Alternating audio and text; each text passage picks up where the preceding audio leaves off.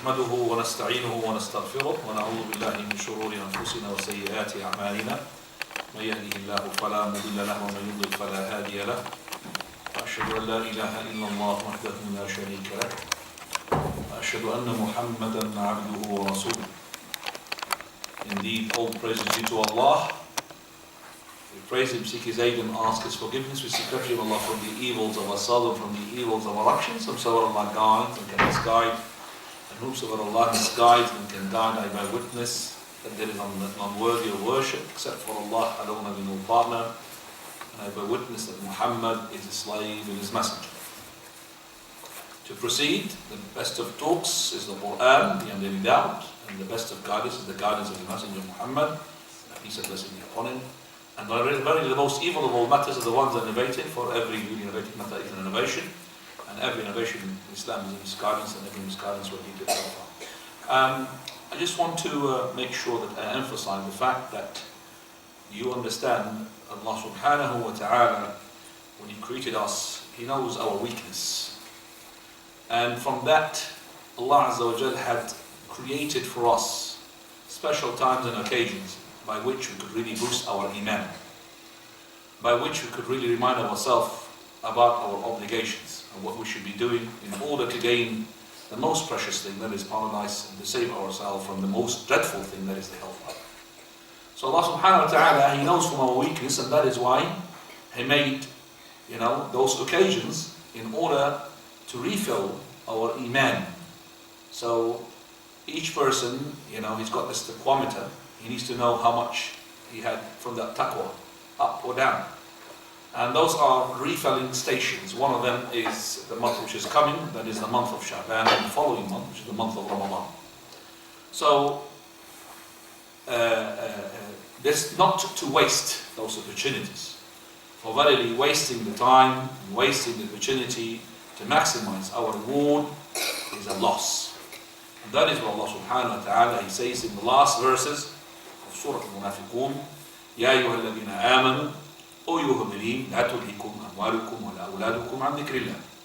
Don't let the money, the wealth, don't let the children, wife, drive you away and divert you from the remembrance of Allah. وَمَا يَفْعَلْ ذَلِكَ فَأُولَئِكَ هُمُ الْخَاسِرُونَ.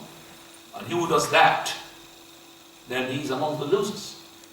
So you are a loser if you do not grab these opportunities to maximize your reward from Allah subhanahu wa ta'ala.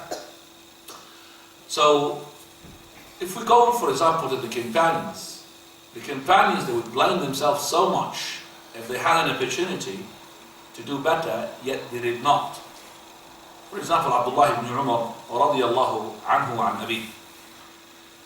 He himself and Nafi', they were in a place where somebody is called Khabbab. So then he said, "Oh Abdullah, didn't you hear what Abu Hurairah claims to say that he had heard from the Prophet of Allah?" He said, "What did he say?" He said, "Verily he claimed that he heard the Prophet of Allah saying, he who witnesses the funeral, the janazah, the dead body, from the moment it goes from its house to the moment that it's being prayed upon, and he prays upon it, until he witnesses, until it's been taken to the graveyard and to be buried, he would have 2 qirat. But if he witnesses it from the moment that is taken from its house to the moment it's being prayed upon, he'll have 1 qirat. Then the Prophet of Allah asked, "What is the qirat?" He said, "The equivalence in reward to the weight of mountain Uhud." Now, I don't think you have a weighing scale in order to measure how much does the mountain of Uhud weigh. I don't think so.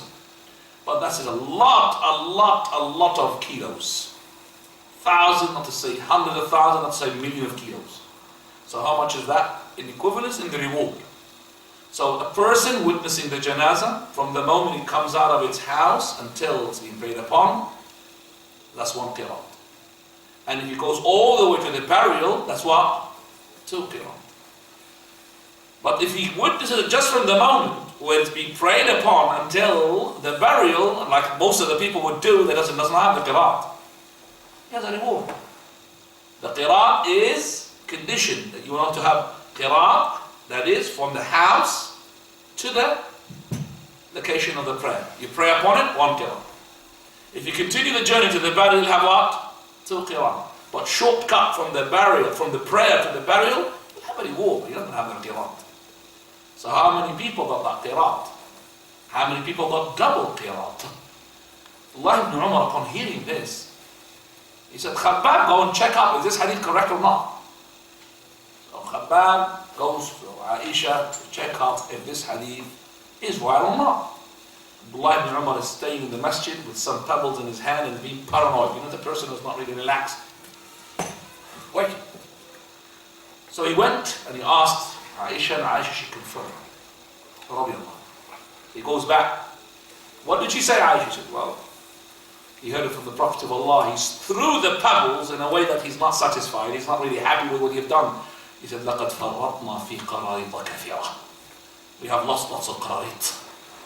Because he didn't know about it. He said, we have lost lots of qararit. I'm asking the following question. Do you think that Abdullah ibn Umar would now, from now on, after hearing this, would waste a single opportunity where there's a dead body, he'd take it right from the house, the place where it's going to be prayed upon, the place where it's going to be buried, he's going to waste that moment not to go there? No way.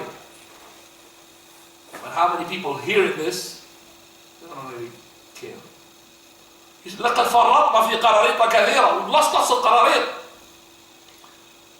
Abu Hurairah heard that Abdullah ibn Umar is checking up from this hadith. So he came to him, grabbed his hand and said, come with me to Aisha. I beseech you, Aisha, by Allah. Did you hear this hadith from the Prophet ﷺ? She said, yes. Then he looked at Abdullah ibn Umar. He said, I wasn't preoccupied by the dunya. I was not preoccupied by the merchandise. I was not preoccupied by plantation. I was always sticking to the Prophet of Allah in order for a world I hear it. Abdullah ibn Umar, he said, that is true. You were the best in terms of that company, the Prophet of Allah, and in terms of memorization of the hadith of the Prophet of Allah. No. He learned from whom? From the Master, Prophet Muhammad sallallahu alaihi wasallam. And we are conveying from whom? From the Prophet of Allah sallallahu alaihi wasallam. لَقَدْ فَرَّطْنَا فِي قَرَارِطَ كَثِيرًا. A waste of an opportunity, brother. Soon as you hear this hadith, you say, oh, how many things I have wasted. Allah subhanahu wa ta'ala giving you these blessings, which is the umr, the age. As soon as you get up in the morning, the dua is supposed to be Alhamdulillah alladhi ahyana ba'da ma amatana wa ilayhi nushur. Praise be to Allah. That is the one who gave us life again, after he had passed death upon us. You know, when you sleep, you're dead. Your soul goes with Allah Azza wa Jalla. Either he will send it back to wake up, or will take it and that's it, you don't wake up.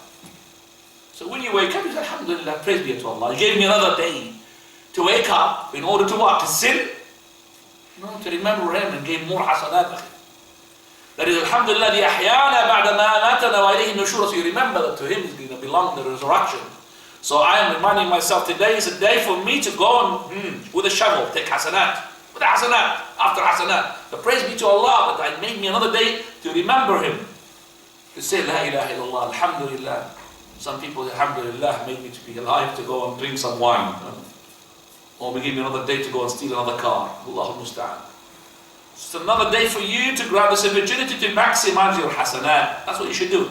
Alhamdulillah, الذي رد علي روحي وعافاني في بدني والأذن لي في ذكره. Another supplication when you get up from the bed as well. Alhamdulillah, الذي رد علي روحي. Praise be to Allah who giving me back my soul. وعافاني في بدني. And he made me healthy into my body. And وأذن لي في ذكره. And he gave me permission to remember him. You know, just to have the tongue to remember him, that's a blessing from Allah Azza wa Jalla. The remembrance of Allah on the tongue would facilitate for you the ibadah, would make it easy for you to sit down to the class. The remembrance of Allah, believe, the patience will come from that remembrance of Allah. Person came to the Prophet and said, Messenger of Allah, kathurat alayya shara'i al-Islam. Too many things in Islam. Only prayer, salah, saum, zakah, hajj, do this and do that, don't do this, don't do that. It's funny and difficult. Tell me something that I could do, make it easy for me. He said, La yazalu lisanu karatin. That you keep your tongue fresh with the remembrance of Allah. Allah will make everything easy for you. Remembrance of Allah subhanahu. Some people, they don't leave the bad words from their mouth. Subhanallah. And some people, as soon as you hear, As soon as, for example, he's annoyed, you say Allahu Akbar. He's happy, Subhanallah. Other people is annoyed, that word. I don't want to mention anything. Bad words. Begins with whatever letter it is. A'udhu billah.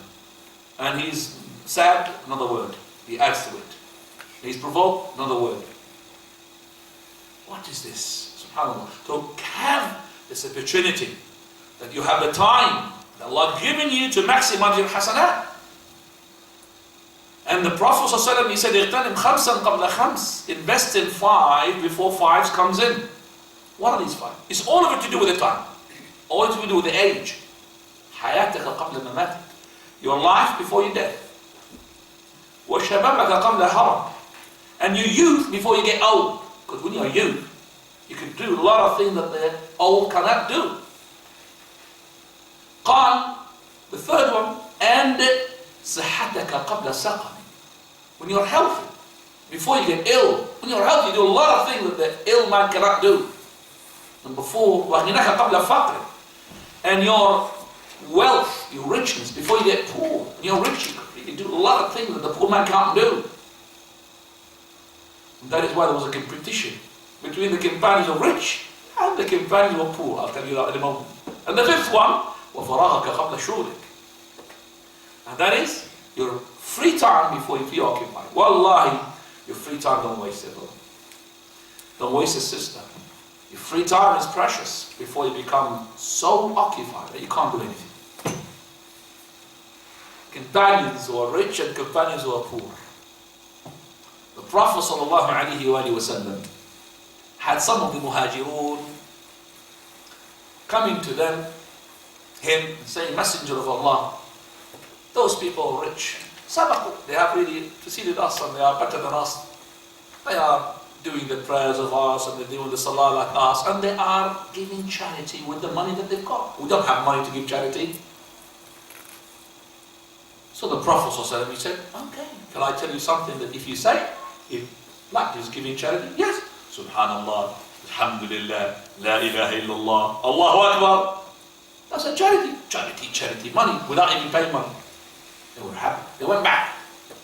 After a while, they came back. Messenger of Allah complained again. Prophet of Allah, our brother, the rich people, they heard what you told us, and they're doing the same thing. That means they're doing our money plus, subhanallah, alhamdulillah, la ilaha, still better than us. So he said, ذَلِكَ فَضْلُ اللَّهِ يُؤْتِهِ مَنْ يَشَاءُ. This is the blessings of Allah. He gives it to whom He will. I mean, I gave you something. Well, the rich people, they're doing the same thing and they're still better than you. Well, that's Allah giving the favor to them. But don't worry, on the Jannah you'll have a compensation. What is that? That they will not be entering paradise at the same time as you will. You will be, as a poor man, deprived from this life. You'll have straight away your place in paradise while he cannot go there. Why? Because he got some sort of paradise and luxury in this life. You will enter before him by half a day. Only 6 hours. No, 500 days and 500 years. Because the day there at the time is 1,000 years. As Allah subhanahu wa ta'ala, تعرض الملائكة إليه والروح تعرض الروح إليه والملائكة في يوم كان مقداره 1000 سنة. There's 1000 سنة. There's 1000 سنة. في يوم مقداره 1000 سنة مما تعدون. 1000 سنة. 1,000 years. Half a day is 500 years. Subhanallah. So anyway, I need to make sure that I'm going to maximize my reward. I'm going to make sure that I'm not going to waste my time. Every time I wake up in the Fajr, I would say, Ya nafs, also, ليس لك رأس مال إلا عمل بالصالح. There is no capital to concentrate upon except for my good deeds. What am I doing? Let me maximize my good deeds. So every day I'm going to go and put more hasanat, more hasanat, more hasanat. Because every single word I say from Subhanallah, Alhamdulillah, La ilaha illallah, Allahu Akbar, a tree, a palm tree being planted into my palace, which I'm preparing and I'm designing for myself. Okay? So every single time, don't let it to be the last moment. Like the kuffar and the disbelievers. حتى إذا جاء أحدهم الموت قال رب ارجعون. Once the death comes to them and he's about to die, he would say, oh Lord, give me just more time, little time. لعلي أعمل صالحا فيما ترى. So I could make good deeds in that time that you have given me, that short time. Allah would say kalima. No. إِنَّهَا كَلِمَةٌ هُوَ قَائِلُهَا. It is a word that he's saying. And if he's giving him the life, he's going to go back to his dunya stuff. وَمِنْ وَرَائِهِمْ بَرْزَخٌ إِلَى يَوْمِ الْقِيَامَةِ. And before the day of resurrection, he will live into this barzakh life. That barzakh life. So if you are in happiness, you're going to be happy in this life, and in the barzakh life and the hereafter. كَلَّا إِنَّ الْأَبْرَارَ لَفِي نَعِيمٍ وَإِنَّ الْفُجَّارَ لَفِي جَحِيمٍ. الأبرار في نعيم, where they are in delight. The abrar means the righteous. In na'im means delight. So the abrar, the righteous, they are in delight in this life, in the barzakh life and the hereafter. Wal-fujjar, the evildoers, the kuffar, even the Muslim evildoers, those are the ones going to be in jahim, agonization, in torture and torment and painful time. He says in jahim, that means in this dunya and in the hereafter and also in the barzakh. 3 stages. And you know for a fact that those people who are disbelievers, they might look for you happy, but they're not. They're happy when they're driving their Ferrari. They're happy when they're into their house and showing it off to everybody. I mean, what is that man who's really old, purchasing a Porsche or purchasing a Ferrari, F whatever, he's not even can't drive it properly. He can't even see the road properly to drive it fast. So why is he buying it? Because he wants you to look at it. And if you don't look at it, he'll die. Why do you not look at the Ferrari? This is his happiness. You look at it, yes, it's Ferrari. You know, listen to what this product called Loon, who was a rap singer, when he embraced Islam. He said that you guys, you think that I was really happy in my Ferrari. That's just one. As soon as I step out of the Ferrari, I'm really miserable. Well, I'm putting an act. It's an act. All the time it's an act. People think I'm happy. I'm not happy. You'll never taste the happiness except when you remember Allah subhanahu wa ta'ala. Sweetness of Iman comes into your heart, into your tongue. So those people are Ferrari, don't you ever think they are happy? No. وَمَنْ أَعْرَضَ عَنْ ذِكْرِ فَإِنَّ لَهُ مَعِيشَةً ضَنكًا. Who goes away from the remembrance of me, that is Allah, then I will give him a miserable life. It's a miserable life, and that's why they commit suicide, even though they're rich.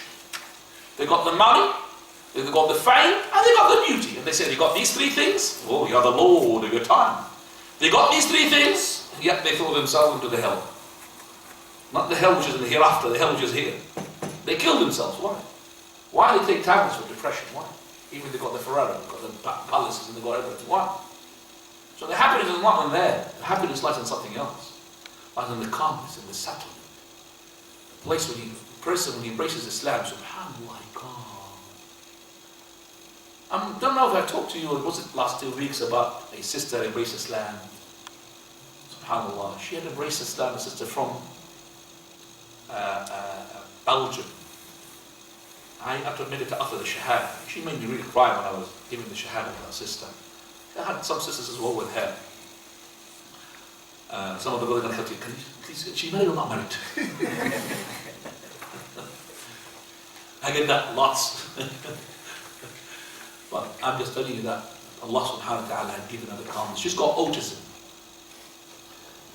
Maybe a very minimum of that. Autism is a mental illness. It's born with it. Person does not like to be with other people. Okay? It's not socialized. He thinks that everybody that is talking against them. And they take medication. Sometimes their brain, they've got something noisy in there. But that sister, as soon as she embraces Islam, subhanAllah, her life has changed. I don't think she's got autism anymore. She's the most socializing person. In 2 weeks now, 3 weeks, 3 weeks. MashaAllah, tabarak. This last yesterday, she was telling me, alhamdulillah, Allah Azza wa Jal had given me that and blessed that, alhamdulillah. So, look at that, calmness. It gives you the calmness, that deen gives you the calmness. And we are heading towards maximizing our rewards. First thing is the month of Sha'Abaan. And we are in the month of Rajab. We are about to finish the month of Rajab. It's going to be a day or 2 days and that we're finished. Khalas. Rajab is finished. And the month of Rajab is one of the sacred months. It's not a month that which, for example, has got a specific ibadah, but in the sacred months, it is encouraged to do more in general in ibadah, and to keep away as much as you can from that evil deeds. But now coming to Sha'Abaan. Sha'Abaan is not a sacred month. What is a sacred month? Sacred month, Allah Azza wa Jal ordained it when He had created heaven and earth. إن عدة الشهور عند الله 12 شهرا في كتابه يوم خلق السماوات والأرض منها أربعة حرم. Allah Azza wa Jal, when He had created the heavens and earth, He had made the year to be 12 months. Straight away. It's not the month of Muharram to be number one. That's made by Umar al-Khattab radiallahu anhu, where it consists of the companions. So that's 12 months. From those months, 4 months are sacred. So all the people, they know that those 4 months are sacred. That means you're not allowed to initiate or unleash a offensive attack.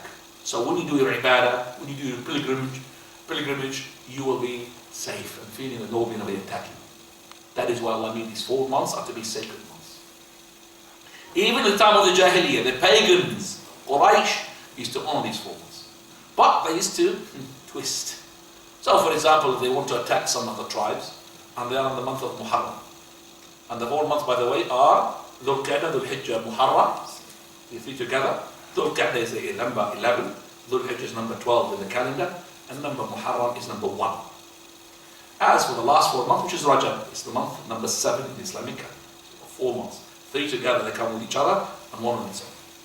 So if Quraysh wanted to unleash an attack on some people, on some country, or some tribes, they would, now in the month of Muharram, they would honor it. They will not really now fight.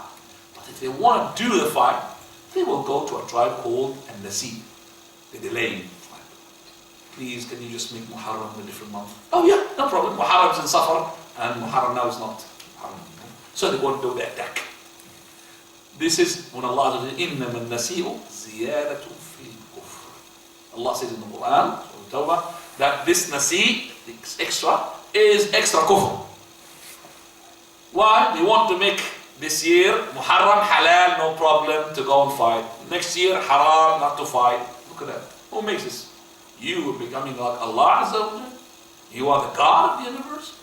Allah made Muharram. You can't really make Muharram Safar and Safar Muharram, and postpone the months, whatever you like. So, those are the 4 months. Now we are at the end of the month of Rajab, coming to the month of Sha'Abaan. Now the month of Sha'Abaan lies between 2 great months, Rajab and Ramadan. Now because of that, Prophet ﷺ made sure that the people will not, keep a closed eye from the month of Sha'Abaan.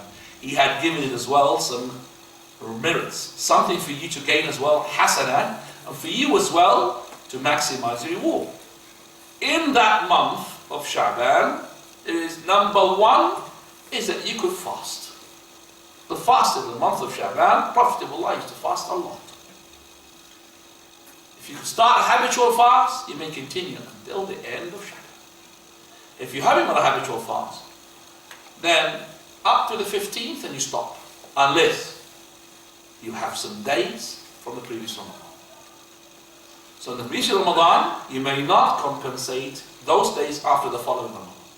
You have to make up for these days before the coming Ramadan. So if you have days missed from the obligatory Ramadan last year, you may not postpone them until the coming Ramadan. You have to do them, and you've got the last chance and the last of Sha'Abaan. Otherwise, you're going to be sinned. Unless you had a legitimate excuse. For example, you have a permanent illness or whatever, and you couldn't really do it.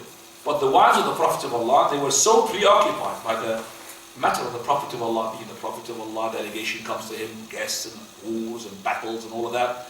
They were not able to do those missed days for them from the month of Ramadan until the following Sha'Abaan. That's 10 months later. Well, because as I said, they were preoccupied. You have, as a woman, normally have days, normally, because of the menses. So they can't fast, they have to compensate for that fast. So Aisha, she says, you need to wait until Sha'Abaan. Because of that, the Prophet of Allah used to fast a lot in the month of Sha'Abaan. More than he fasted in any other month. Except for the month of Ramadan, because you have to fast all of it. But the second in terms of the number of days in fasting is the month of Sha'Abaan. But what is the best of the fast after the fast of Ramadan? Anybody want to tell me? Which month? Month of Muharram. Shahrullahi al-Muharram. أفضل الصيام عند الله بعد رمضان صيام المحرم. The best of the fast after the month of Ramadan is the fast of the Shahr al-Muharram. But the Prophet of Allah, he did not fast in Muharram as much as he fasted in what? Sha'Abaan. He fasted more in Sha'Abaan. Why? Because of this. Because of the wives of his, they had to make up for their compulsory missed days before the coming Ramadan. So he used to fast along with them to help them. When your husband fasts with you, he helps you. Because he's fasting now, so he's not going to ask you to make food. You know, imagine you're going to make food as well when you're fasting. It's not really helpful, is it? So he used to help the women, his wife, to compensate for those missed days in the month of Sha'Abaan. Also, in this month of Sha'Abaan, the deeds are lifted up in a way which is greater than the lift up of the deeds in the normal days. We know that the deeds are lifted up every Ithnain and every Khamis. كل اثنين وكل خميس أعمال will be lifted up. But in the month of Sha'Abaan, there's lifting plus. It's plus. Allah, what is the plus? So that is why the Prophet ﷺ, he said, وَفِيهِ تُرْفَعُ الْأَعْمَالِ. And in this month, the deeds are lifted up. That means it must be extra. So lifted up plus extra. Allahu A'lam, what is that extra? That is why he was fasting many days in the month of Sha'Abaan. Third issue. That is, the month of Sha'Abaan is the month which precedes the month of Ramadan. So I need to prepare myself for the month of Ramadan. I need to make sure that I'm getting closer now, so I'm going to be, closer into ibadah to Allah subhanahu wa ta'ala. You may not, as I said, create a fast, if you're having got a voluntary fast, or habitual fast, after the 15th of Sha'Abaan. And this will increase in the prohibition in the last 2 days. Don't preempt Ramadan by a day or 2 days. Don't precede Ramadan by a day or 2 days. Unless it's a habitual fast. And it will increase more in the last day, which is called the day of the doubt. We're not sure, is it the 30th of Sha'Abaan? Or is it the 1st of Ramadan? That day, don't fast it. Unless it falls onto a day that you habitually fast. For example, it happened to be an Ithnain, or a Khamis which you fast normally. No problem. Also in the month of Sha'Abaan, there's a night, which is, we call it the night of mid-Sha'Abaan. Our brothers from Pakistanis, we call it Sha'Abaan. Sha'Abaan. In the Pakistani person? Sha'Abaan or Sha'Abaan? Sha'Abaan as well, because Bengali community. You're Pakistani, Bengali. Who's Pakistani here? What do you call it? Sha'Abaan. And Sha'Abaan. Yes. Yes. Jazakallah. In that night, some people, they do things which are not right. But what is so special about that night? According to our Shaykh, the Muhaddith, Muhammad Nasir Din Albani, and I'm saying this because you can see other scholars like Shaykh al-Baz or Shaykh al-Mubin, they will not give this night any credit. Because for them the hadith is not authentic. But the Muhaddith, he said it's authentic. I will take his word to be better than the words of the other scholars because he is more knowledgeable in the hadith. The hadith in Sahih Ibn Hibban, that Abu Hurairah narrates that the Prophet ﷺ, he said, ينزل الله تبارك وتعالى ليلة النصف من شعبان إلى السماء الدنيا فيغفر جميع خلقه إلا إنسان في قلبه شحناء أو مشرك بالله عز وجل. Translation: Allah subhanahu wa ta'ala will descend down according to His Majesty. How? Allahu A'lam. He will descend. A real descendants, because we know the ascendants. So He descended. I'm going to put my hand on it. This is descending, isn't it? This is what? Ascending. No problem to say that. Descending. But how does He descend? But we understand the word descendants, going down. Descendants going up. Okay? So He descends. We don't know how. Because we don't know how He looked like. Because we don't know how we look like, we don't know how He descends. But He descends. We don't say His mercy descends. No. Himself, He descends. His essence, that Allah subhanahu wa ta'ala descends. In the midnight of Sha'Abaan. Midnight of Sha'Abaan. Now, that is midnight. Midnight means the half middle point between Maghrib and Fajr. That's midnight. It's not 12 o'clock. Could be 12 o'clock. Could be 11. Could be 12. Could be 11 o'clock, depending upon the season, depending upon the area. So you calculate now what is midnight in this area, at the moment, in this time. What time is the Maghrib? 8:20. What is the time of the Maghrib? Mothers, come on. Who's Mu'adhin? 8:20. Huh? 8:20. 8:20. And what time is the Fajr in Mu'adhin? Fajr is an exam for you. 4. Fajr is before half. I'm sure it's before. Jamaat. I told you, it's half. No. One being tested out.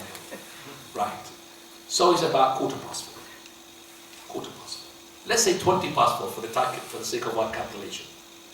From 8:20 to 4:20. How many hours, guys? I'm waiting. 8 hours. From 8:20 to 4:20 is 8 hours. What's the mid half of 8? 4. 4 plus 8, which is what? 12:20. That's midnight. In the winter, it will be 11 o'clock. Because we have the Fajr, mashallah, 6 o'clock, 6:30. And we have it about 4 o'clock, 3:50, the Maghrib time, isn't it? Got plenty of hours, so 11 o'clock will be. But now it's 12:20. That's midnight. Prophet of Allah, he said, Allah will descend down to the nearest heaven. So we got nearest heaven and we got farthest heaven. The nearest heaven is the heaven that we have got. Sama'udun. And we've got this universe, the galaxies and all of that. That's the first heaven. Second heaven, we don't know anything about it. Not the third or the fourth or the fifth or the sixth or the seventh. We don't know anything about it. We know that this is the one that we know. Universe. All the galaxies, the nebula and all of these stars and the stars and all of that. This is the first heaven. Allahu Alam about the second and the third, we don't know about it. So this is the first heaven. But in order to go to the second heaven, you need to have permission. It's a guard from the angel. You will not make it to enter, even with a spaceship. I'm Russian, American. No, sorry, can't go. Being open to some people, like the Prophet Muhammad when he went to Jibreel salam. Every time they pass, they have to have permission. Oh, it's you, Muhammad? Go, welcome, come in. So each heaven has got what? A guard, permission. So this is Allah subhanahu wa ta'ala. He says He will descend down in the midnight. So what we know now, this is midnight in everywhere, in every second. So when we have midnight now, after 5 minutes there will be midnight in somewhere else. After 5 minutes there will be midnight. In every single second there will be midnight. And the midnight transfers. Like for example now, it's during the day, isn't it? And midnight is somewhere else, isn't it? So if we go for example to Indonesia, they are sleeping at midnight now. Well after midnight. Do you understand that? Because the sun travels, and we know that. Physically we know that. Midnight is all the time. So if we implement the physical laws upon Allah Azza wa Jal, He will be down all the time. Because He said, He descends down midnight, okay, of Sha'Abaan. That means He is down all night. And I'll tell you what. Prophet ﷺ, he said He descends down in the last third of every night. Do you know that? So the last third of every night, there is every single moment, there's the last third of a night and somewhere. Now, there's the last third of a night. So we apply the physical laws on Allah Azza wa Jal, Allah will be down all the time, does not go up. Are we right to do that? Physical laws, who has created? Allah. Can we make the created thing by Allah to impose upon Allah? Can we make the created thing that Allah created to be governing Allah Azza wa Jal? Allah created that time, created for you everything. So what's that to do with you? So this is beyond your mind, beyond your capability or understanding. So what will you say? He will descend in a way which is suitable to His Majesty. We don't know how He descends. Because we can't implement the physical law of midnight and what time is midnight. We don't do that. Because Allah created that time. Allah created the night and the days. Allah created the sun. So we say, we don't know how. We surrender. But we believe Him. Allah descends down. But does He need to descend down in order to forgive us? I'm asking. Does He need to descend down? He just forgive us from there. He does not need to descend down. But He descends because He Himself wants to descend. لا يسأل عن شيء. He does not, should not be questioned about that, what He does, whatever. Whatever He does is His business, not ours. He wants to descend down, He decided to descend down. It's not because He needs to descend down. No. But His descendants indicate something to us. Importance. That is, an importance of that, I'm not just forgiving you from above, I'm also descending to you. In every last third of the night, Allah descends. And He would say, Man yas'aluni fa'atiya. He who asks me, and I will give him. وَيَسْتَغْفِرُونِ فَأَغْفِرَ لَهُ. Who seeks forgiveness, and I will forgive him. مَنْ يَدْعُونِ فَأَسْتَجِيبَ لَهُ. Who supplicates for me, and I will grant him. Why does he descend down? Because he can't hear us, for example? Wants to be closer? No, yeah. He could hear us from there. He could hear the ant crawling during the midnight on a smooth rock in the pitches, on a moonless night in the pitch darkness. He would hear the ant crawling. He doesn't need to come down. But Allah, He ordained for Himself to come down to show the importance of the last third of the night. وَبِالْأَسْحَارِ هُمْ يَسْتَغْفِرُونَ. Allah says, during that night, which is Ashar, they seek forgiveness. Not seek what? Hollywood films. They seek forgiveness. There's some people 24 hours on films. 24 hours. No 24 hours. They wake up, film. And in Ramadan, they increase the film as well. Because they don't want to feel anything from Ramadan. So they wake up, come on, the food. Oh, alhamdulillah, they eat. Then he will film. Now, sahur, he will make sure that he will wake up. Sahur doesn't matter in the game. And then he sleeps. Wake up. Yalla, we food. Is that Ramadan, ya akhi? Is this Ramadan? Is this fasting, ya habibi? What is the ibadah? What is the dhikr of Allah? I'm not saying that you have to go with the dhikr of Allah 24 hours. So for example, your wife is asking you, have you brought milk? Subhanallah, alhamdulillah. You're going to provoke it. I'm not saying that. But the same saying that those people preoccupy themselves with the a'udhu, with everything but the remembrance of Allah. Person does his adhkar when he goes to the house, outside the house. Bismillah, tawakkaltu ala Allah, la hawla wa la quwwata illa billah. When he enters the house, Bismillah. Comes out, Bismillah, tawakkaltu ala Allah. Enters the toilet, Bismillah. Goes to take out gloves, Bismillah. Approaches his wife, Bismillah. Now all of it, Bismillah, Bismillah, Bismillah. MashaAllah. He's guaranteed the security. Security in this life, and also the security of the ibadah, and security, inshallah, of paradise hereafter. Prophet ﷺ, he said, Allah would descend down in the midnight of Sha'Abaan. Descendants was suitable to His Majesty. And this descendants, He does not ask. Straight away, He would forgive to every person. But He has to fulfill two conditions. Condition number one, that there is no shirk in his heart. So any kafir, no forgiveness, sorry. The kafir will have no forgiveness. Regardless of what he does, he will gain his reward in this dunya. And Allah Azza wa Jal will not be injustice to him. He will give him his dunya in full. In terms of reputation and everything. Prophet ﷺ, he said, قال من أراد أن ينسأ في أجل وأن يوسع في رزقه فليصل رحمه.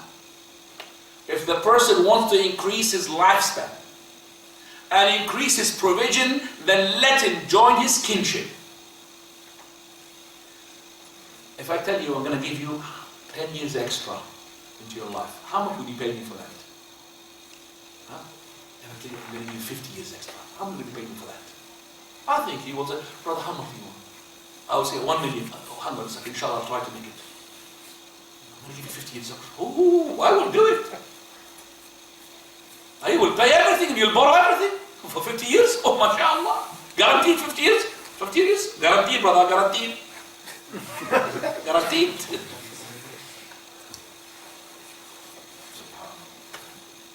Reminds me of a person, he went to Pakistan. He said, when my mother sent me to go and bring ta'aweez, you know ta'aweez, the shirk. So I went to the pir side. Person who is not supposed to be holy man. Not the liars. She said, I was a kid.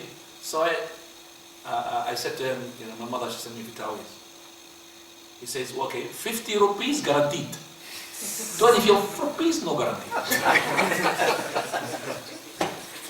25 rupees, no guarantee. But 50 rupees guaranteed.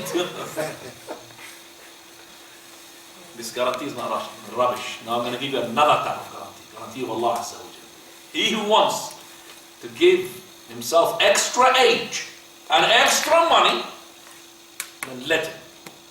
And yasir rahimah. Another narration, let him yasir rahimah wa yuhsin al-jiwar. That is to be good to the neighbors. I'll give you a third one. Let him as well be have a good manners. 3 things will increase your lifespan.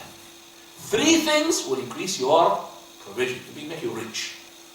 Now those are not just implemented on the Muslim. even the non-Muslims. So these non-Muslims, if they have a long age, a lot of money, investigate. They might be doing very well to their relatives, doing very well to their neighbors, doing very well as well in the manners. Allah gives it, even to the kafir. But the kafir will not have the fourth one, which is the rahmah of Allah. As Abdullah ibn Umar, he says, Rahmatullah will come to him. Ar-Rahmah only the Muslim. That is in the hereafter. In this dunya, you take as much as you want. Allah will give you.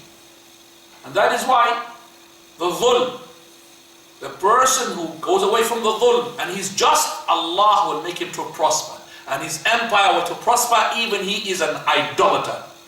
Kafir. He will give you prosperity. And you could see now that the Rome's empire is the one who's going to get what? The best of ruling and the longest of ruling. Why? Because of the justice system.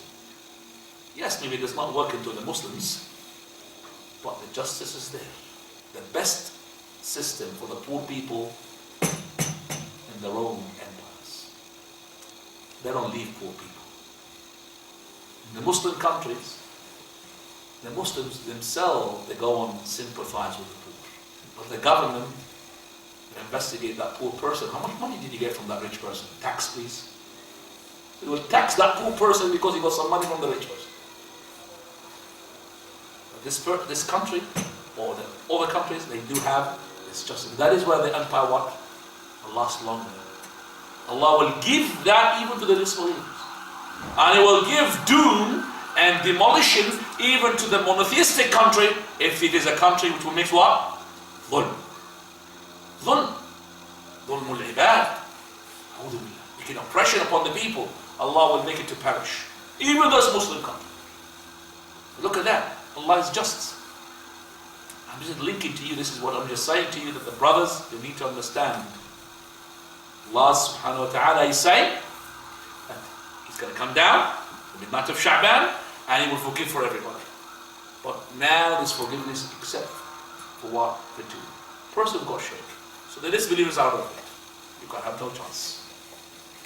Forgiveness is only for the believers. Second one, you have to be believer, but plus, who has no quarrel, or grudge, or enmity, or malice, or hatred, or envy towards his Muslim family. If that grudge is not because of the Muslim being a Muslim, it's because of what he does. Like for example, this person, he is a'udhu billah mubtadi', person who is making ta'aweez and whatever it is, and you have convinced him and he's not really listening, then you keep away from him because he's going to harm you. But don't boycott him from your dua. May Allah put him on the haqq. No, may Allah make him to rot into his ta'aweez. No, may Allah take him away from the ta'aweez. May Allah prevent him from the ta'aweez. May Allah stop him from the magic. So your dua as well to him. So I'm just saying to the brothers and to the sisters that if I'm boycotting a person for the dunya wise, you are going to be a loser on the midnight of Sha'Abaan. A loser. You're not going to get the forgiveness. But if it's to do with the deen, then the deen you have to be careful. You have to understand, when do I boycott?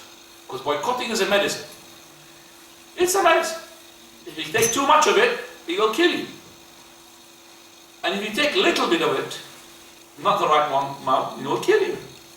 And if you take the right amount, but not the right time, it will kill you. So I have to have the right medicine, the right quantity, with the right time. Otherwise I will not do anyone. So boycotting a person because of his bid'ah, I need to know.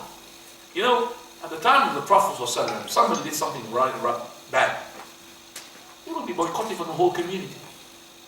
So if somebody is doing really bad, all the community will boycott him. So that person will definitely rouse, hang on a second, I'm doing something wrong, break, and fix himself. But if a person now these days who listens to music, you're going to boycott him because he listens to music, he'll say, Alhamdulillah, I got rid of him. This sheikh keeps reminding me about deen. He got rid of him. So he's not you who's happy, he's happy. No, you should not boycott him. You should tell him, brother, haram, haram. Keep telling him haram, give him a headache. Haram, haram. No problem. Don't go into haram, haram. Every time he sees you, remind him about the haram. That's good, no problem. In the best of ways, of course. Okay, in the best of ways. But you have to tell them. But don't do like these people who go into the haram and they will not say anything about the haram because they want him all the way to make khuruj with it. So he goes out with them and make da'wah with them, and the bottle of alcohol is in his pocket. Nobody's telling him it's haram. What is this? I'm saying this is basically some of the da'wah like that. Because forbidding evil will put some sort of dislike in the heart of the brother and he will leave us. No. We'll let him to come in with us and give da'wah and see the da'wah, even the alcohol bottle in his pocket. That's not right, akhi. That's not right. This is not the da'wah of the Prophet ﷺ. قُولُوا لَا إِلَهَ إِلَّا اللَّهِ. He did not say to them, come on brothers, get together. And then he taught them La ilaha illallah. No. He said, La ilaha illallah, and the people came and rotated around that word, La ilaha illallah. So it's not right for me, in order to make somebody in the alcohol shop, to go into the deen by going there and sharing the bottles, you know. It's not right for me to go to a club where they're playing, for example, pools or whatever, and they are doing as well gambling, to go myself, let me have one round with you as well, guys. What is this? It's not right for me to make people who are rotating around the cat, rotating around, for example, a different cow. They make a rotation on the grave. Oh, let me go and fix them up. So I'll rotate around the grave as well with them, and then making them down. No, yeah, not right. You might die while rotating around the grave and you go to kufr, to nar jahannam. What are you talking about? Prophet did not do that. قل يا أيها الكافرون لا أعبد ما تعبدون ولا أنتم عبدون ما أعبد ولا أنا أعبد ما عبدتم ولا أنتم عبدون ما عبدتم لكم دينكم ولي دين. خلاص. فاصدع بالحق. I'm not going to worship with you. Because this is a compromise. You worship our religion, our idols for 1 year, and we worship your God for 1 year. How about that, Muhammad? He said, no way. قل يا أيها الكافرون. Say to them, disbelievers, لا أعبد ما تعبد. I don't worship what you worship. You don't worship what I worship. Emphasized twice in the ayah. Subhanallah, in the surah. I'm not going to worship. So I don't really put myself into that in order to call them to the deen. No way. But I will call them from there. So I will say to them, if he's in the pub, I don't go in the pub. I will wait for him outside the pub. Brother, haram! No problem. I'll go to the pub and I'll give him down at the pub. He might be, oh, I didn't know that the pub is really nice. Lots of women here. A'udhu billah. And he ended up, drinking himself. It's not right, akhi. It's not right. It's not right. Shubuhat can go to the heart. Then he says, Mushrikun billahi azza wa jal. And the second one, no quarrel. Those are the two. Make sure that on the night of the night of Sha'Abaan, you are clear from the shirk, clear from the grudge. There is no specific ibadah during that day, or during that night, or the following day. So there is no such thing, like for example, that there will be Shabbar'at or Shabbarat, which is Qiyam that night. They make Qiyam. And even they find a masajid with ribbons and flashing lights during the night. Allahu musta'an. That's not right. Waking and making Qiyam all night, making fast the whole following day. That's not right. So the hadith is sahih, but there is no specific ibadah on that. It's just to be normal and make sure I have no shirk. I'm not mushrik, not for that night, all the time before. And I have no dispute with my brother. So if you have a dispute, please make sure that you settle it. Especially if he's a relative of yours. Do you want more age? Remember, Silatul Rahim, to be good to your relatives. So you'll be having more age. You'll have more money. Do you believe me or don't believe me? Do you believe the Prophet? Okay, let these people who has boycotted his mother, father, or sister, or brother, uncle, or his cousin, start now. After this lecture, straight away, call him. Yeah, call him. Don't expect everything is going to be, oh, mashallah, khalas, everything. If you have a dispute with a brother, it's not expect you're going to be, oh, hugging each other. You hate him for the sake of Allah, maybe, all day. And you're going to, but it's just, Salaamu Alaikum, khalas, finished. No invitation, Salaamu Alaikum. And then later on, Salam, Kalam, Salam, MashaAllah, Tisama, yeah, smile. And then after that, oh, everything will happen. It takes place bit by bit. But you start with Salam, straight away. just a salam and you break that ice. Alhamdulillah. It's very important, especially with the relatives. Especially with the relatives. Your relatives are very important to do that. They have got a haqq upon you. So you want an increase in your age? Go ahead with doing that connection between your relatives after, because if you are a believer, then you will do it. The companions, as soon as they hear something, they will do it. They will not do like you. Even you believe, but your belief is not really 100%. Okay. Prophet ﷺ came to the Ahl Sufa. People who have a place in the masjid for those who are homeless, had no money. Nothing. People from migration from Mecca to Medina, they left their property, had nothing. They were about 400. And also people from the Medina itself. They were sitting together in that place called the Sufa. In the masjid. Like a room for them. A Sufa, by the way, does not exist anymore in the masjid. The Sufa is not basically where the Sufis come from. Even the word Sufi, Sufa, don't be deceived by that. Those companions, one of them is Abu Bakr. So, Prophet of Allah one day comes to them. He says to them, who amongst you wants to go to Buthan, Wadi al-Aqiq? Go to these following two markets, Buthan and Wadi al-Aqiq. Buthan and Wadi al-Aqiq is like a special market. You know, like you go into a very poor person, you say, shall I take you to Harrods? He said, what is Harrods? Harrods? I don't know what's Harrods. If he goes there, he can't afford to buy anything.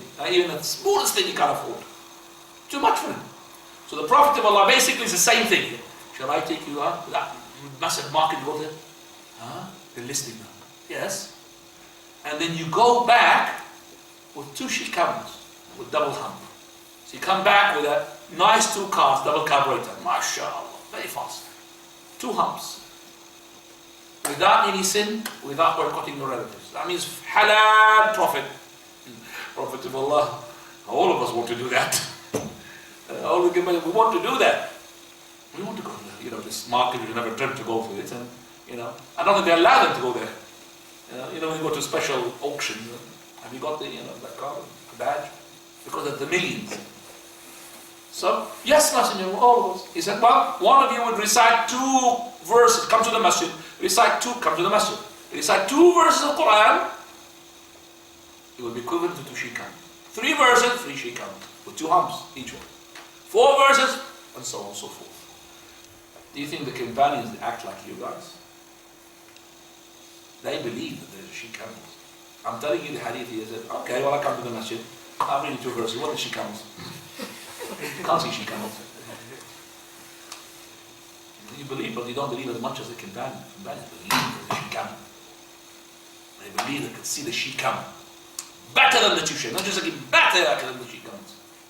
And that is why they were there straight away. After the Fajr, they will not leave until sunrise. After sunrise, they go. They're not even homeless and behind the dole. No. They don't have any work. They go and do as much as work as they can. They come back. And there are other people who would even help them. They will bring wood, collect wood, and sell it and give it to the Ahl Sufa, the people of Sufa. Because they're really homeless. Can't work. No job. But they're not on the dole. I like it to be on the dole, brother, because they pay me more if I work. They pay me less if I work. Allah musta'an. Right.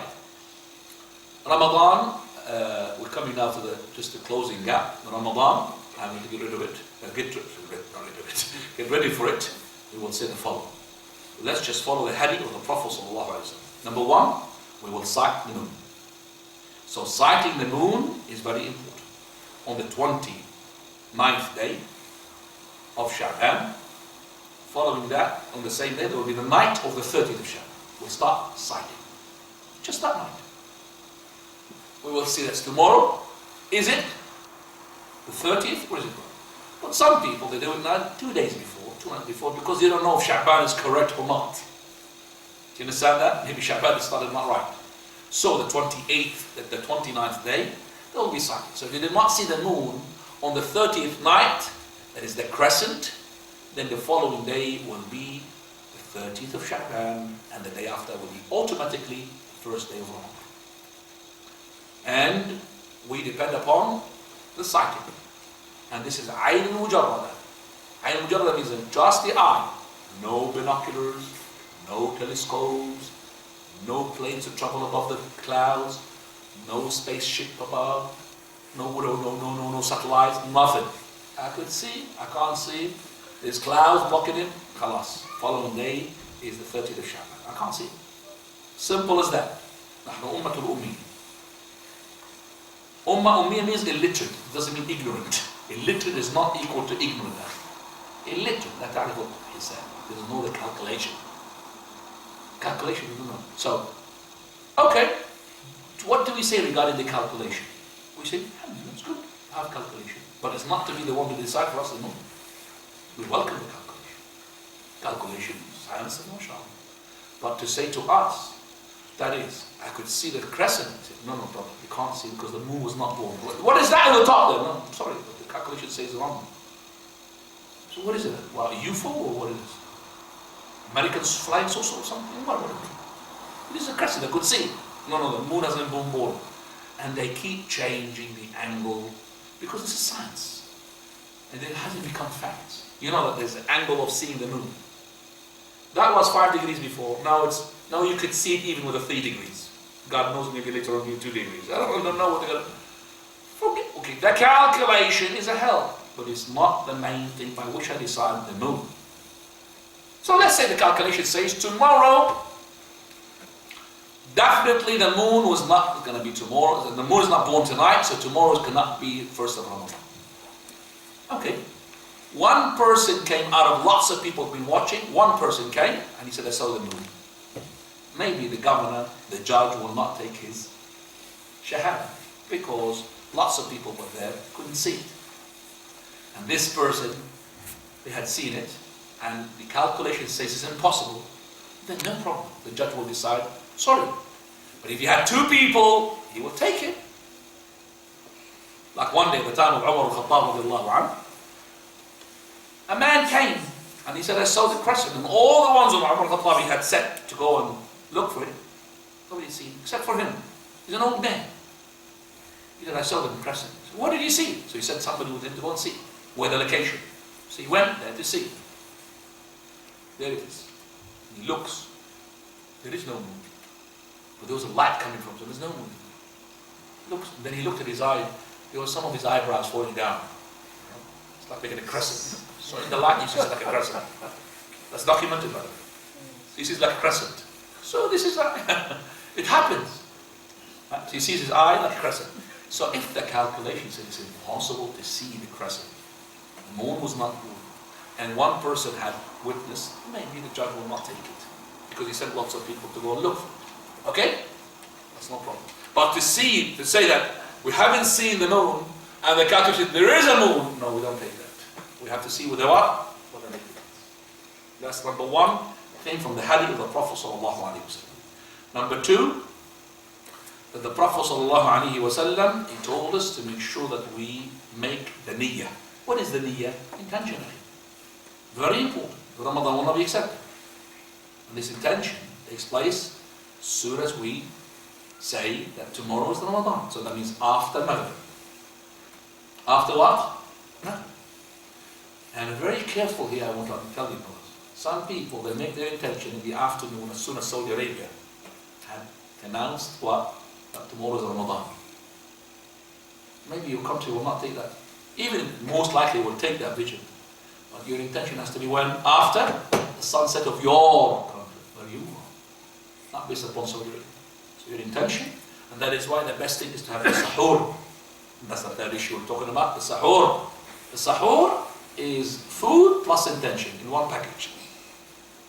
As soon as you take your sahur, your sihri meal, your pre-dawn meal, that's a sahur, food plus it is an intention.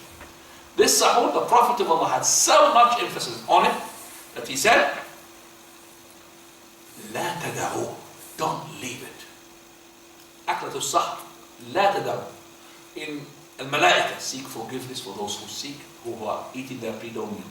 Number 2, it helps you for that day. Number 3, it is a distinguishing mark between your fast and the fast of the people in the book. People in the book, we don't have pre-dawn meal.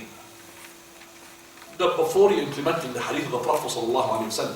Number 5, it is a blessed meat, blessed meal. So those 5 things, on top of that, la tadaw, don't leave. It's a command from the Prophet. So if you did not have an intention, and you did not have sahur, scholars they say that your day is not going to be counted. You fast, but it's not going to be counted to compensate for that day.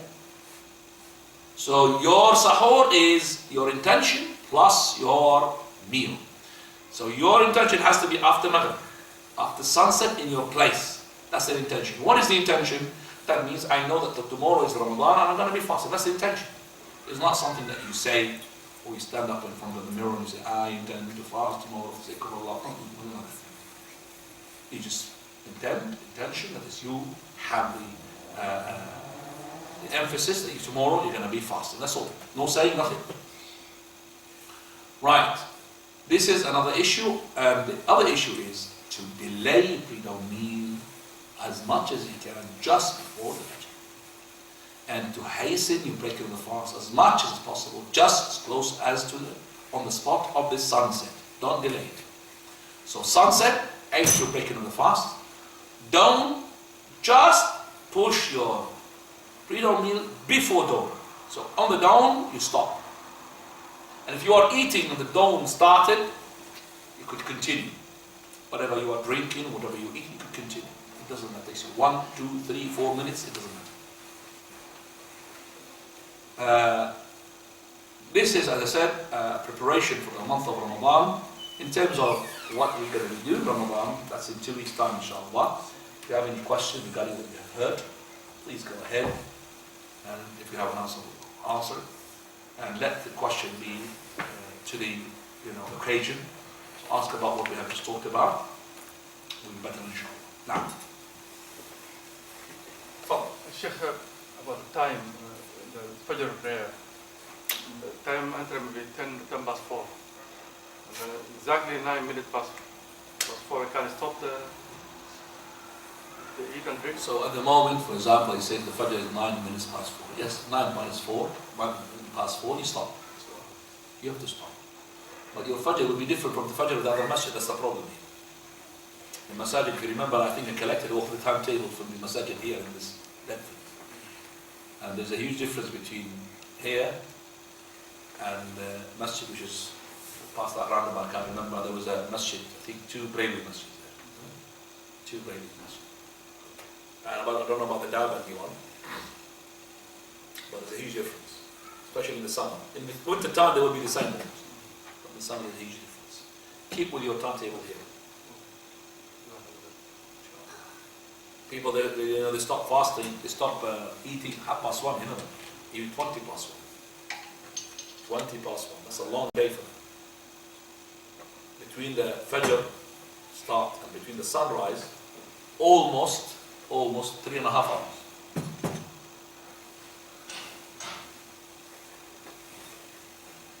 Sorry, sir, I missed the day for Sha'Abaan. What was that about sending? Midnight? Midnight. Yeah, 15th. 15th. Oh yes. Okay, midnight of the 15th of Sha'Abaan. Maybe I missed it myself.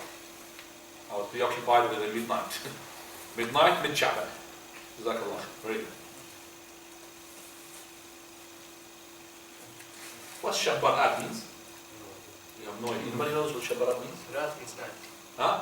Shab may be 8? to be Sha'Abaan. Sha'Abaan. Rat means night. So to be That's one. Okay. Now. Louder. The pre-dawn meal, this Fajr that day, he made the intention to wake up and want to do so on and so forth, but he overslept. Does he carry on fasting? The person who does not have the pre-dawn meal, as long as he made his intention after Maghrib, there's no problem, inshallah. As long as you have your, for example, when you break your fast, during the sunset, make sure that you have your intention for tomorrow to fast the month of Ramadan. This intention has to be every night. Some of the scholars say one intention for the whole month, but no, be on the safe side, for every night. And if you have broken some days because of traveling or illness, then you must renew your intention when you resume the fast. Okay? So if you have traveled or you were ill, not fast some days, when you start to resume your days, you must make your intention, renew it again. Don't say that I made my intention before, or you broke it now. Okay? Yeah. Any brother who is collect from the sisters with a question? Fadl. Assalamu alaikum. Let's say there's a brother is making sahur, and let's say that's the adhan is at 4:30, but he finished sahur at 35 past. He didn't realize actually that actually he missed the time, but he was still eating at 35 past. So what's happening? I understand the question, but let me just say that if the person started before the Fajr, he may continue. But if the Fajr went on and then he realized, he may not eat anything. Okay, but does that count? Does he have to do the day again? I just said, if he started before the dawn, he may continue. His day is accepted. He doesn't do anything. But if he started after the dawn, and he knows he had deliberately dropped his fast, what are you talking about? He's sinned. If he knew his Fajr is finished and he started now to eat from the beginning, it's not right. Even if he didn't know. He didn't know what? He didn't know that Fajr time started. But by mistake. So if he didn't know that the Fajr, he might eat, no problem. But as soon as he learned, he should start. Okay. There's no extension for him. Yes. The extension only for the person who started before Fajr. Started and the food is in front of him. Not the food is cooking. He's eating, he's drinking. Because Allah gives you time, because you can't just stop like this. Imagine that, for example, that you put the morsel in your mouth. Swallowed it. Fajr morning. What are you going to do now? Bring a fork, stop it. Because either you say this, or you say the sunnah, and let him eat. So, the one made you go on with this all the way. So what's the difference between having another one? Same thing. So this one. So Allah said, no, take it easy. Don't kill yourself. On the Ramadaan, he says, no, bring the fork and fish it out. This is the matter. Otherwise, you lose your day. Skiing this guy. SubhanAllah. Or fish it. That all of this is not from the Sunnah. Hadith Surah Dawud. إذا سمع أحدكم نداء وفي يده إناء فلا يضعه حتى يكمل منه حاجته. If one of you, the adhan of the Fajr, that's another issue. The Fajr is two Fajr. Sadiq and Kadhib. The lying Fajr and the truthful Fajr. He's talking about the adhan and the true Fajr. The one that makes the prayer to start and makes the food to stop for a fasting person. You hear that adhan, and you've got the ina. Ina means the pot. It's not just the pot of the drink. Food, drink, anything. In your hand, that means you're eating. You can't have a whole hand, everything, the plates in your hand like that. Does it mean in your hand? It's between your hands. And you're eating, don't stop. The hadith said, don't stop until you take what you need. Till your satisfaction. So that is, but not say, oh, I like your eggs. Can you make me another egg? Finish what you got. There is no limitation for it. Finish what you got. Now, wallahi, this is a sunnah ghair sayyid. There's no salam when we start the question. You started with the brother and you're so there's no salam in the starting the question. Salamu alaikum, I would like your brother to go out. Come yourself for the door, say salamu alaikum. Otherwise, there's no salamu alaikum. So salamu alaikum is only when you pass something. But now we are sitting here. Say, go ahead. You said that the Prophet fasted a number of days in Sha'Abaan. But what? Ramadan, your voice is really low, mashallah. And you said that the Prophet I wish our wives speak like this. You know, they yell at us. Go on. you said that the That's the point, Go on. Yes. Everybody laughed, that means they agree with me. Go ahead. Go on. This brother. The Prophet said Sallallahu the alaihi Prophet prayed a number of days in Sha'Abaan. So I want to know. And how many days in Sha'Abaan? How many did he pray in Sha'Abaan? We don't know how many days, but he fasted most of Sha'Abaan so much that they thought he did, fast all of it. So much. So If I said to you, for example, maybe more than 20 days, Allahu Alam, but it's not the whole month. But Usama ibn Zayd said, we've never seen him fasting in any other month as much as he fasted in the month of Sha'Abaan, except for Ramadan because he fasted all of it. So he fasted a lot. Allahu Akbar, maybe 20 days, maybe 50, a lot of days. A lot of days. Remember, the Prophet of Allah, his normal fast is only 3 days a month. 3 days a month. نعم. تفضل. لما نخش الحمام بنزل نفسي ان انا بالحمام بذكر ربنا ده الحمام. مش انجليزي طيب؟ لا جديد هو يا شيخ. والله ما فاهم ولا كلمة من عندي. لا جديد هو. Wallahi, I'm impressed with this person. He didn't understand a word I said, but he was so attentive with his looks at me, and he was shaking his head. I thought he was understanding everything. Jazakallahu khairan. لما نخش الحمام The person doesn't understand anything yet. He did not feel bored. هذا ما سألت ولا مليت ولا هذا يكتب لك الأجر إن شاء الله. ما شاء الله. تفضل.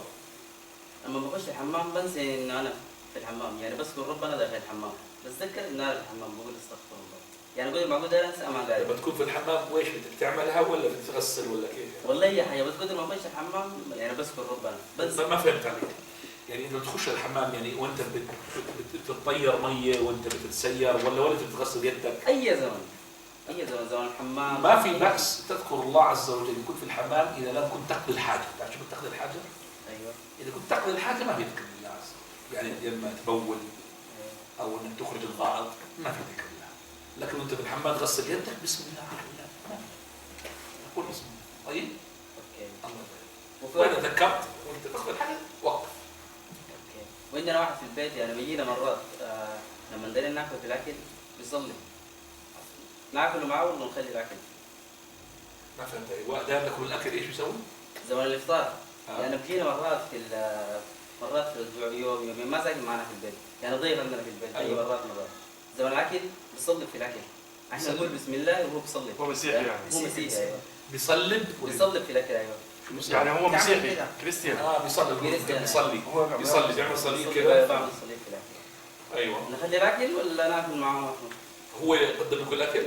لا احنا نخلي معه كل حاجه بقى ذكروا بالله وذكروا بالوالدين بقى. ياكل معكم مو كافه حتى ولا بس انت لما تخليه يعمل دعوه ادعوا الله سبحانه وتعالى.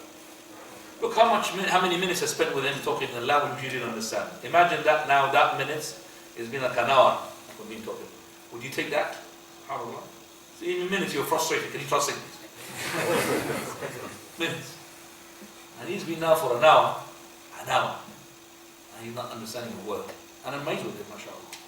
عشان انا بس افهم انا قلت انا الان انت تكلمت معي بالعربي. ايوه كم دقيقة؟ الإخوة الآن جنوا الآن يريد يترجم. دقيقة ما صبروا، أنت كيف ما شاء الله صبرت ساعة ما فهم ولا كلمة. شوف كيف؟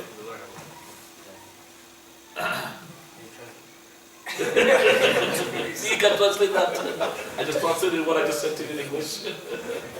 Okay, can I translate what I just said to you? He asked me two questions. Question number one, ذكرني بالسؤال الأول. He used to mention, remember Allah subhanahu wa ta'ala in the toilet. I said to him, what's part of the toilet? What do? Are you washing your hands, or you are excreting, or you are urinating? He says, anytime. He said, well, if you are excreting or urinating, you're not allowed to mention Allah. If you are washing your hands and all of that, Bismillah all the time. So you say Bismillah, so no problem. Second question was regarding a person who's a Christian is eating with them when they are breaking their fast. So when they come to the, breaking the fast, he makes like this. Or something like a dua of his Christian.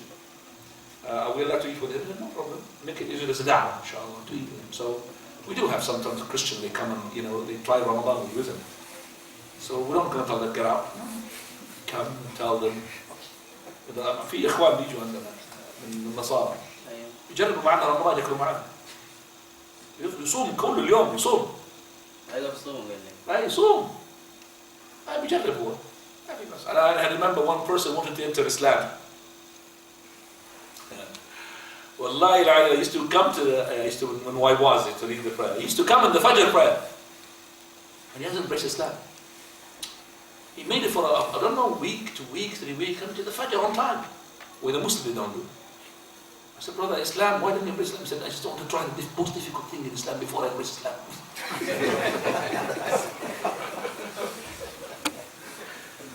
I want to try the most difficult thing in Islam before I embrace Islam. Which is the Fajr prayer. But anyway, alhamdulillah, embrace Islam. Like, you have any other question, inshallah? Last question. How often did the Prophet sallallahu alaihi wasallam? Can I ask, please, if anybody wants to see the sister's got a question? There is a question. Is it from the Sunnah to fast every Monday and Friday? Is it from the Sunnah to fast every Ithnain wa Khamis? It is, one of the Sunnah is to fast Ithnain wa Khamis. One of the Sunnah. Because the other Sunnah to fast was 3 days, 1 Ithnain and 2 Khamis. I like that. Is that a mobile? Send me that ringing tone. It's a real cockroach, isn't it?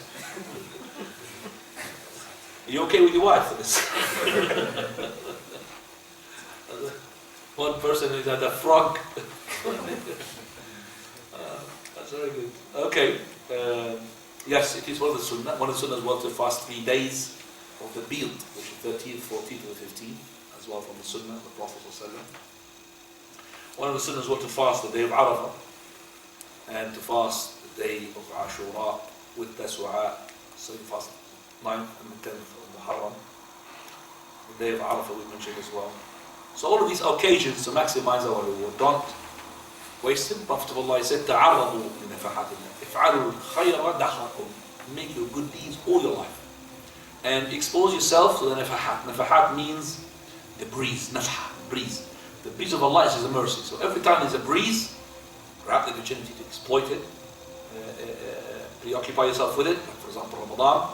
For verily, this nafahat, فَإِنَّ لِلَّهِ نَفَحَاتٍ يُصِيبُ بِهَا مَن يَشَاءُ مِنْ عِبَادِهِ. Allah's got this breeze of repentance. If it gets you, you'll be with more iman into you. So if it gets you that moment, you'll be mashallah. It's a booster for you. So I call it a booster. So don't waste these times. أسأل الله سبحانه وتعالى أن ينفعني وإياكم ويثبتني وإياكم على الحق ويجعل آخر كلمة نطلق بها قبل الموت لا إله إلا الله وعليها نلتقي وعليها نفترق. السلام عليكم.